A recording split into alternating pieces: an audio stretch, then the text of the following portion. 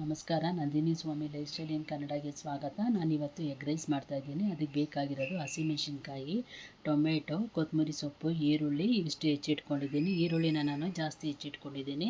ಇದಕ್ಕೆ 4 ಮೊಟ್ಟೆ ತೊಗೊಂಡಿದ್ದೀನಿ. ಮತ್ತು ಇದು ಮಧ್ಯಾಹ್ನ ಉಳಿದಿತ್ತು ಆ ಒಂದಲ್ಲೇ ನಾನು ಎಗ್ ರೈಸ್ ಮಾಡೋಣ ಅಂತ ಮಾಡ್ತಾಯಿದ್ದೀನಿ. ಇದು ಈ ಥರ ಅನ್ನದಲ್ಲೇ ಮಾಡಬೇಕು, ಬಿಸಿ ಅನ್ನಗಿಂತ ಈ ಥರ ಆರಿರೋ ಅನ್ನದಲ್ಲಿ ಮಾಡಿದ್ರೆ ತುಂಬ ರುಚಿಯಾಗಿ ಚೆನ್ನಾಗಿ ಬರುತ್ತೆ. ಅದಕ್ಕೋಸ್ಕರ ನಾನು ಮಾಡ್ತಾಯಿದ್ದೀನಿ. ಇವಾಗ ನಾನು ಒಂದು ಬಾಣಲಿಗೆ ನಾನು ಎಣ್ಣೆ ಹಾಕ್ಕೊಂಡಿದ್ದೀನಿ. ಎಣ್ಣೆಗೆ ನಾನು ಹಸಿಮೆಣ್ಸಿನ್ಕಾಯಿ ಹಾಕ್ಕೊಳ್ತೀನಿ. ಹಸಿಮೆಣ್ಸಿನ್ಕಾಯಿ ಹಾಕ್ಕೊಂಡು ಹುರ್ಕೊತೀನಿ, ಅಂದರೆ ಸ್ವಲ್ಪ ಇದು ಮಾಡ್ಕೊತೀನಿ. ಖಾರ ಎಷ್ಟು ಬೇಕು ಅಂದರೆ ಅಷ್ಟು ಹಾಕ್ಕೋಬೋದು. ಜಾಸ್ತಿ ಖಾರ ಬೇಕು ಅಂದರೆ ಜಾಸ್ತಿ ಹಸಿಮೆಣ್ಸಿನ್ಕಾಯಿ ಹಾಕ್ಕೋಬೋದು. ಇವಾಗೆಲ್ಲ ಗ್ಯಾಸ್ಟ್ರಿಕ್ ಪ್ರಾಬ್ಲಮ್ ಅಲ್ವಾ, ಅದಕ್ಕೋಸ್ಕರ ನೋಡಿಕೊಂಡು ಹಸಿಮೆಣ್ಸಿನ್ಕಾಯಿ ಹಾಕ್ಕೊಳ್ಳಿ. ಇದಾದಮೇಲೆ ನಾನು ಈರುಳ್ಳಿ ಹಾಕ್ಕೊಳ್ತೀನಿ. ಇದು ಹಾಕ್ಕೋಬೋದು. ಮತ್ತು ಇದ್ರ ಜೊತೆಗೆ ಸ್ಪ್ರಿಂಗ್ ಆನಿಯನ್ ಹಾಕ್ಕೊಂಡು ತುಂಬ ಟೇಸ್ಟಾಗಿ ಚೆನ್ನಾಗಿ ಬರುತ್ತೆ. ನಾನು ಇರಲಿಲ್ಲ, ಅದಕ್ಕೋಸ್ಕರ ಇದನ್ನು ಮಾತ್ರ ಹಾಕ್ಕೊಂಡಿದ್ದೀನಿ. ಇವಾಗ ಈರುಳ್ಳಿ ಹಾಕ್ಕೊಂಡು ಎಣ್ಣೆನಲ್ಲೇ ಈ ಥರ ಹುರ್ಕೋಬೇಕು. ಇವೆಲ್ಲ ಚೆನ್ನಾಗಿ ಬೆಂದಿರೋ ಅಷ್ಟು ಚೆನ್ನಾಗಿ ಬರುತ್ತೆ. ಅದಕ್ಕೋಸ್ಕರ ನಾನು ಇದನ್ನು ಎಣ್ಣೆನಲ್ಲೇ ಜಾಸ್ತಿ ಹೊತ್ತು ಹುರ್ಕೊಳ್ತೀನಿ. ಮತ್ತು ಇದು ಸ್ವಲ್ಪ ಮೆದು ಆಗಬೇಕು ಅಂದರೆ ಗೊತ್ತಲ್ಲ, ಸ್ವಲ್ಪ ಉಪ್ಪು ಹಾಕ್ಕೊಂಡು ಸ್ವಲ್ಪ ಬೇಯಿಸ್ಕೊಂಡು ಹಾಕ್ಕೊಂಡ್ರೆ ಸ್ವಲ್ಪ ಮೆದು ಆಗುತ್ತೆ ಮತ್ತು ಭಾಳ ಬೇಗ ಬೇಯುತ್ತೆ. ನೋಡಿ, ಇವಾಗ ಬೆಂದಿದೆ. ಇದಕ್ಕೆ ನಾನು ಟೊಮೆಟೊ ಹಣ್ಣು ಹಾಕ್ಕೊಳ್ತೀನಿ. ಟೊಮೆಟೊ ಹಣ್ಣು ಹಾಕಿದ್ರೆ ರುಚಿಯಾಗಿ ಬರುತ್ತೆ. ಅದಕ್ಕೋಸ್ಕರ ನಾನು ಟೊಮೆಟೊ ಹಣ್ಣು ಹಾಕಿದ್ದೀನಿ. ಕೆಲವು ಟೊಮೆಟೊ ಹಣ್ಣು ಹಾಕಿದ್ರೆ ಚೆನ್ನಾಗಿರುತ್ತೆ. ಇವಾಗ ನಾನು ಟೊಮೆಟೊ ಹಣ್ಣು ಸಹಿತ ಹಿಂಗೆ ಮಿಕ್ಸ್ ಮಾಡ್ಕೊಳ್ತೀನಿ. ಇದು ಸಹಿತ ಸ್ಮೂತ್ ಆಗುತ್ತೆ. ಇದಾದಮೇಲೆ ನಾನು ಒಂದು ಬೌಲ್ಗೆ ನಾನು ಮೊಟ್ಟೆನ 4 ಮೊಟ್ಟೆ ಇಟ್ಟಿದ್ದನಲ್ಲ, ಅದನ್ನು ಕ್ಲೀನಾಗಿ ಒಡೆದು ಒಂದು ಬೌಲ್ಗೆ ನಾನು ಹಾಕ್ಕೊಳ್ತೀನಿ.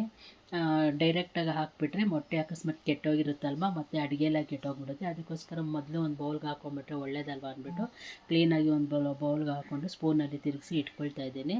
ಇದೆಲ್ಲ ಚೆನ್ನಾಗಿ ಬೇಯಲಿ ಅಂತ ಅಂದ್ಬಿಟ್ಟು ಸುಮ್ಮನೆ ಇದನ್ನು ನಾನು ರೆಡಿ ಮಾಡ್ಕೊಳ್ತಾ ಇದ್ದೀನಿ. ಮೊಟ್ಟೆನ ಈ ಥರ ಸ್ಮ್ಯಾಶ್ ಮಾಡ್ಕೊಳ್ತಾ ಇದ್ದೀನಿ. ಇದೆಲ್ಲ ಆದಮೇಲೆ ಇದು ಬೆಂದಿದೆ ನೋಡಿ. ಇದು ಬೆಂದಿರೋದಕ್ಕೆ ನಾನು ಸ್ವಲ್ಪ ಕೊತ್ತಂಬರಿ ಸೊಪ್ಪು ಸಹಿತ ಹಾಕ್ಕೊಂಡು ಮಿಕ್ಸ್ ಮಾಡ್ಕೊಳ್ತೀನಿ.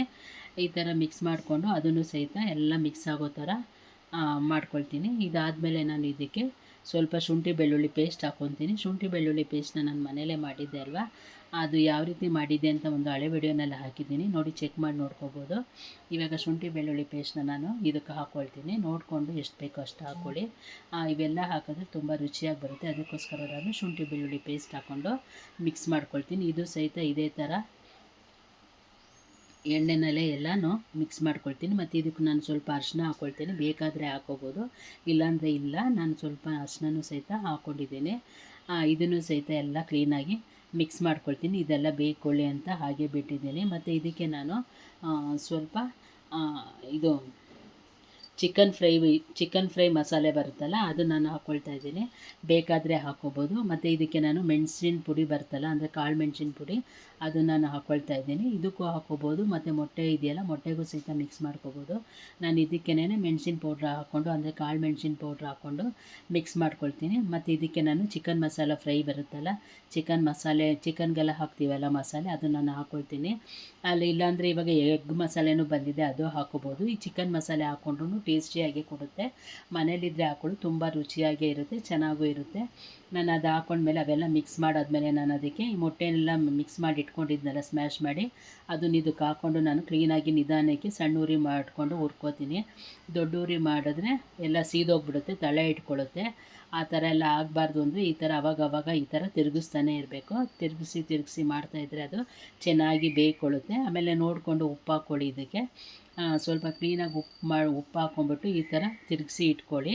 ಈ ಥರ ಎಲ್ಲ ತಿರುಗಿಸಿ ಇಟ್ಕೊಂಡ್ಮೇಲೆ ನೋಡಿ, ಆ ಥರ ಎಷ್ಟೇ ಮಾಡಿದ್ರೂ ಸಹಿತ ಈ ಥರ ತಳದಲ್ಲಿ ಕಚ್ಕೊಂಡ್ಬಿಡುತ್ತೆ. ಆ ಥರ ಆಗಬಾರ್ದು ಅಂದರೆ ಅವಾಗವಾಗ ತಿರುಗಿಸ್ತಾನೇ ಇರಬೇಕು ಇದನ್ನು ನೋಡಿ. ಇವಾಗ ಚೆನ್ನಾಗಿ ಬೆಂದಿದೆ, ಅಂದರೆ ಎಲ್ಲ ಇಷ್ಟು ಚೆನ್ನಾಗಿ ಉರುಡಿಯಾಗಿದೆ. ಇದು ತುಂಬ ಚೆನ್ನಾಗೂ ಇರುತ್ತೆ. ಬೇಕಾದ್ರೆ ಇದನ್ನು ಹಾಗೇನೂ ತಿನ್ಬೋದು, ಇಲ್ಲ ಅನ್ನ ಮಿಕ್ಸ್ ಮಾಡಿಕೊಂಡ್ರೆ ಎಗ್ ರೈಸ್ ಅಷ್ಟೇ ಇದು, ಇಲ್ಲಾಂದರೆ ಎಗ್ ಬುರ್ಜಿ ಆಗುತ್ತೆ ಅಷ್ಟೇ ಇದು. ಇದಕ್ಕೆ ಇವಾಗ ಬೆಂದಿದೆಯಲ್ಲ, ಇದಕ್ಕೆ ನಾನು ಮಧ್ಯಾಹ್ನ ಉಳಿದಿರೋಂಥ ಅನ್ನ ಇತ್ತಲ್ಲ, ಅದನ್ನು ನಾನು ಇದಕ್ಕೆ ಮಿಕ್ಸ್ ಮಾಡ್ಕೊಳ್ತೀನಿ. ಈ ಥರ ಕ್ಲೀನಾಗಿ ಹುಡಿ ಮಾಡಿಕೊಂಡು ಇದಕ್ಕೆ ಸ್ವಲ್ಪ ಉಪ್ಪು ಮಿಕ್ಸ್ ಮಾಡಿ ಇಟ್ಟಿದ್ದೆ.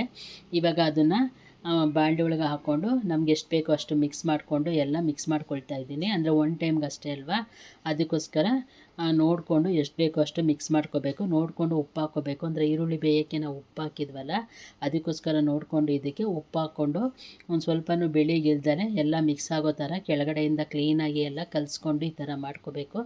ಇದಕ್ಕೆಲ್ಲ ಆದಮೇಲೆ ನಾನು ಇದಕ್ಕೆ ಸೋಯಾ ಸಾಸ್ ಹಾಕ್ಕೊಳ್ತೀನಿ. ಅದು ಬೇಕಾದರೂ ಹಾಕ್ಕೋಬೋದು, ಅದಿಲ್ಲ ಅಂತ ಅಂದರೆ ನಿಂಬೆಹಣ್ಣು ರಸ ಬರುತ್ತಲ್ಲ ಅದು ಬೇಕಾದ್ರೂ ಹಾಕ್ಕೋಬೋದು ಕಟ್ ಮಾಡಿಕೊಂಡು. ನಾನು ಮನೆಯಲ್ಲಿ ಸೋಯಾ ಸಾಸ್ ಇತ್ತು, ಅದಕ್ಕೋಸ್ಕರ ಅದು ಮಿಕ್ಸ್ ಮಾಡ್ಕೊಳ್ತಾ ಇದ್ದೀನಿ.